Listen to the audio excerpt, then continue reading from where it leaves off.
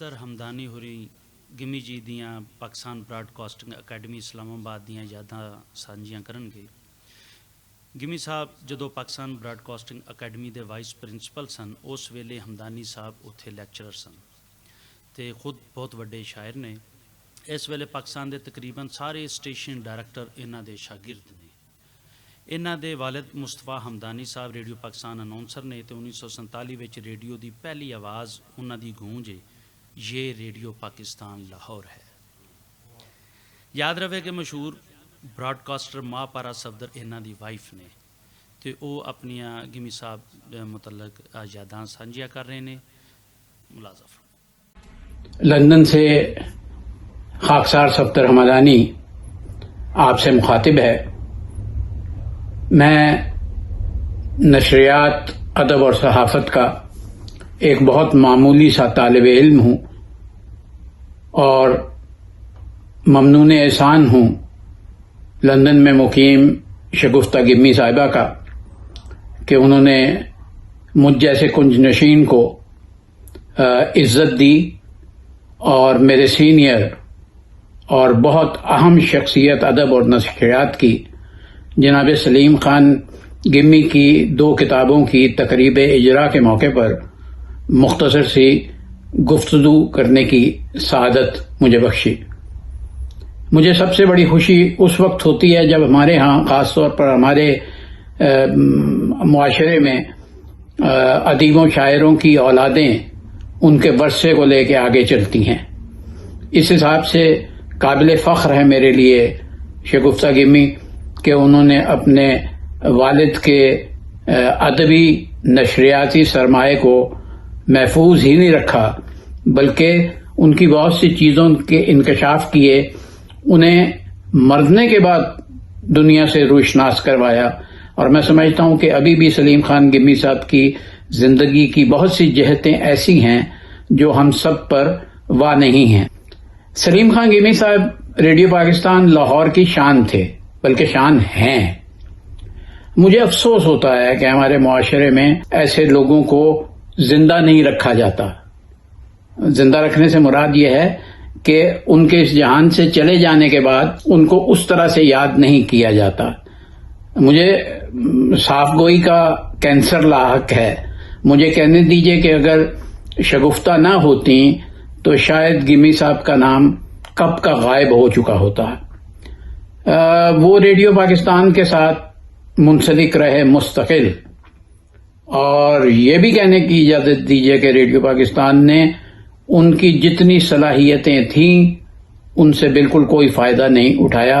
اس کی بہت سی وجوہات ہیں، کبھی کوئی سیمینار رکھیے اس موضوع پہ، پھر میں آپ کی خدمت میں عرض کروں گا۔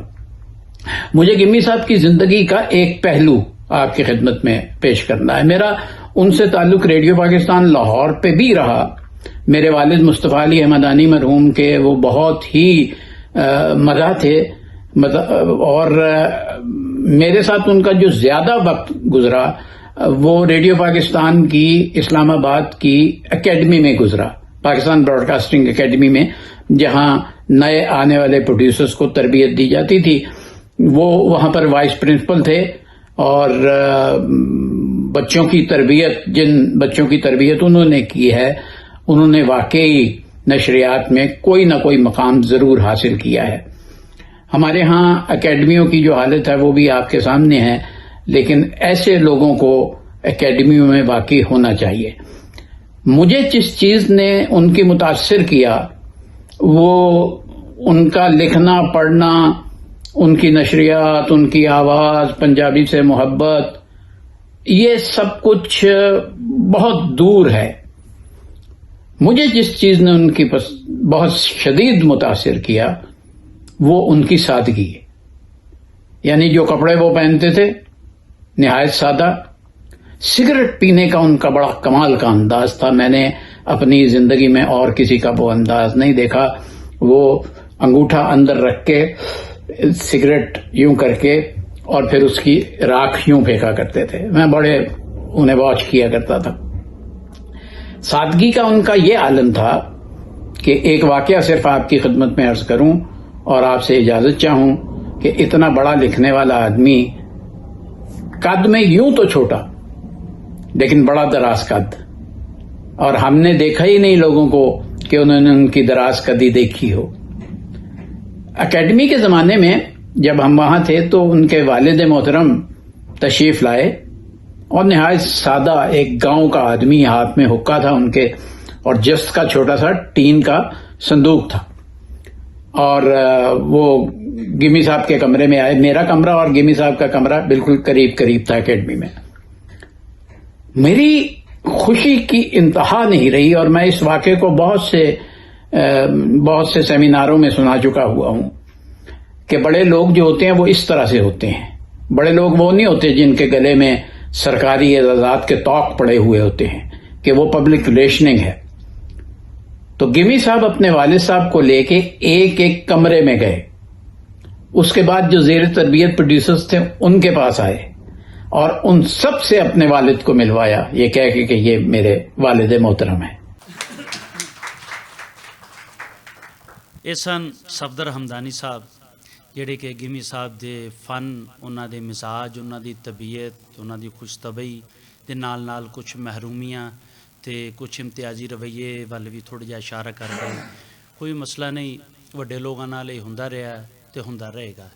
ਇਹਦੇ ਨਾਲ ਕਿਸੇ ਦੀ ਸ਼ਾਨ ਘਟਾਈ ਨਹੀਂ ਜਾ ਸਕਦੀ। ਜਿਹੜੀ ਇੱਜ਼ਤ, ਜਿਹੜਾ ਮਕਾਮ ਗਿਮੀ ਸਾਹਿਬ ਦਾ ਸਾਡੇ ਦਿਲਾਂ 'ਚ ਹੈ, ਉਹ ਛੋਟੇ ਛੋਟੇ ਮਸਲਿਆਂ ਨਾਲ ਇਹ ਘੱਟ ਨਹੀਂ ਹੋ ਸਕਦਾ।